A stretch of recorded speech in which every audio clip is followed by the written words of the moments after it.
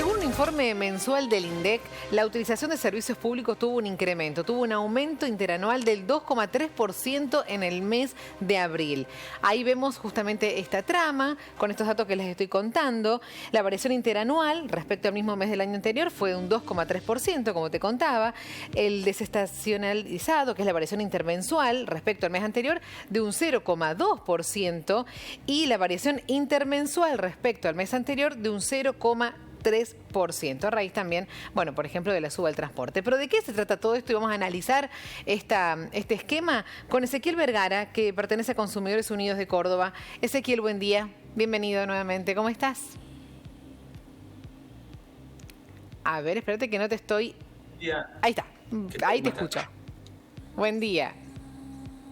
Bien, muy bien. Bueno, el INDEC nos está mandando unas estadísticas. Ayúdanos a entender ese esquema.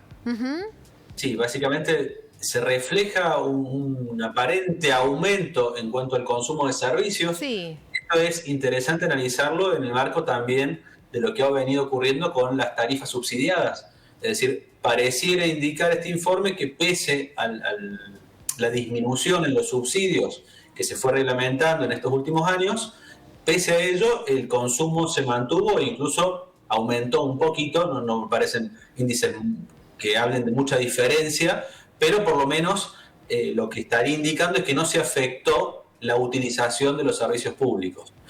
No obstante, bueno, todo esto hay que tomarlo con pinzas porque no podríamos decir que esto implica una reactivación de la economía o que no ha operado un impacto en los bolsillos de las familias, si lo tomamos en cuenta también con el análisis global de la canasta básica total, que también lo informa el INDEC, y que habla de un incremento bastante alto, producto también, por supuesto, de la inflación. En definitiva, en los bolsillos del asalariado, todos estos servicios, más bien lo que indica es que la gente no puede dejar de utilizar el gas, la electricidad y todas las cuestiones básicas del funcionamiento doméstico. Por eso al comienzo dijiste aparente aumento.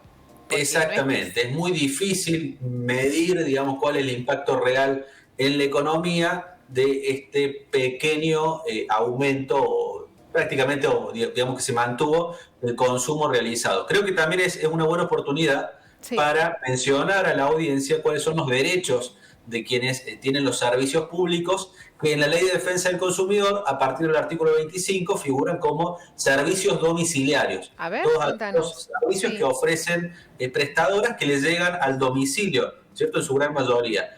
Recordemos que la empresa está obligada a informar cuál es el contrato, cuáles son los derechos del usuario. Bien. El principio debería mandar una copia escrita y si no, el usuario puede solicitar toda la reglamentación y cuáles son sus derechos específicamente. Asimismo, si se llegara a cortar el suministro por un breve periodo o por mayor tiempo, el usuario, una vez que notifica a la empresa tiene 30 días para acreditar que no tuvo la culpa de esa interrupción y si no, tiene que devolver el dinero o bien no cobrar todo ese periodo que no estuvo funcionando el servicio. También hay una presunción que si la factura aumenta, esto también nos sirve para el interanual, ¿no? Si la factura aumenta más de un 75% en lo que venía siendo su consumo promedio, también se presume que hay un error en la facturación y por lo tanto el usuario no está obligado a pagarlo hasta tanto la empresa resuelve este problema, explique esta diferencia y digamos, demuestre que no es su culpa este aumento indebido, sino que efectivamente hubo un consumo, ¿no? Se presume que hay un error.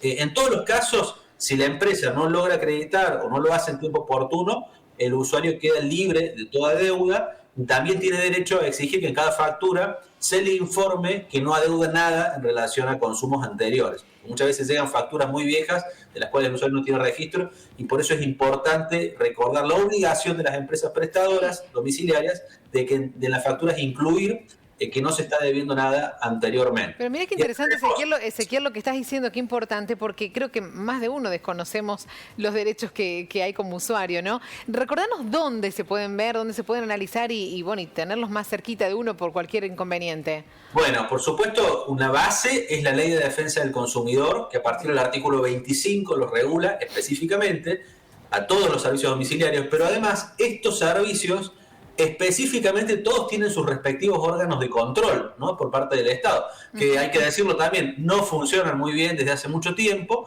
pero igualmente dentro de los sitios web de cada órgano uno puede también ver los derechos del usuario. Por ejemplo, la telefonía viene el servicio el órgano de control es el ENACOM, uno puede buscar en Google ENACOM y ahí ve todos los servicios, el gas, el Enargas, y así con todo, ¿no? El agua tiene, en el caso de Córdoba, lo regula el ente de control ERCEP, porque es provincial. Entonces, cada servicio específico de esta naturaleza tiene regulaciones estrictas por parte del gobierno, que están también señalados ahí los derechos de los usuarios en las respectivas páginas, además de la Ley de Defensa del Consumidor. Cada sitio web de los entes de control informan los derechos. Y después también el INDEC señala el caso del transporte, sí, que también parecería que hubo un aumento de transporte. Bueno, 17,8%. Hay que decirlo, ¿no? Yo estuve justamente el viernes en una reunión de abogados de consumo de la Federación de Abogados y fue el día del paro de transporte, ¿no? Se nos complicó la reunión porque en Buenos Aires hubo un paro. Así que creo que también hay que recordar que este pequeño incremento o mantención en el uso de los servicios no significa que los servicios estén funcionando bien. Y es importante también llamar la atención, porque el paro de transporte, en Córdoba específicamente, tuvimos un antecedente muy grave de muchos días que se paró la ciudad, por lo cual la Asociación de Consumidores demandó a las 4 empresas de colectivo. Es una cuestión grave cuando se interrumpen los servicios de esta naturaleza que afectan masivamente, ya sea domiciliarios o en el caso de transporte. También es importante que el gobierno controle su buen funcionamiento y sobre todo planes de contingencia frente a situaciones de huelga o cualquier cuestión que pueda afectar el servicio, porque si no se paraliza la ciudad y eso también afecta muy negativamente a la economía, al turismo y demás. No había transporte para ir desde el aeropuerto hasta el centro de la ciudad, etcétera. Son cuestiones graves que el gobierno debería estar atento también para controlar, no solamente que se sigan consumiendo, sino que los servicios funcionen correctamente. Como corresponde. Por eso es importante también lo que dijiste al comienzo. Este es un informe mensual del INDEC con estos datos que estábamos analizando y hay que saber leerlo, ¿no? Hay que leerlo, pero sabiendo que hay un contexto también detrás y que no es que está todo aumentando y que está todo perfecto, sino que por eso hay que saber leerlo. Por eso está bueno la explicación que nos dabas recién para analizar cada uno de los puntos, porque vos lo lees al informe y decís, bien, estamos mejor. Y no significa. Exactamente, hay que tomarlo con pinzas, sobre todo sabiendo que Argentina es prácticamente la única economía del mundo en donde el consumidor está imposibilitado de ahorrar, ¿no? Eso es una realidad porque hay determinadas restricciones a la compra de moneda extranjera, el dinero se desvaloriza todo el tiempo, entonces bueno, es natural que los servicios domiciliarios mantengan su consumo porque tampoco el consumidor tiene muchas opciones, ¿no? Está muy restringida. Y siendo así, es difícil que opere un ahorro en el gas o un ahorro en la energía eléctrica, cuando en definitiva lo que se ahorre después, ¿dónde va a ir ese dinero si el ahorro claramente en Argentina es una restricción?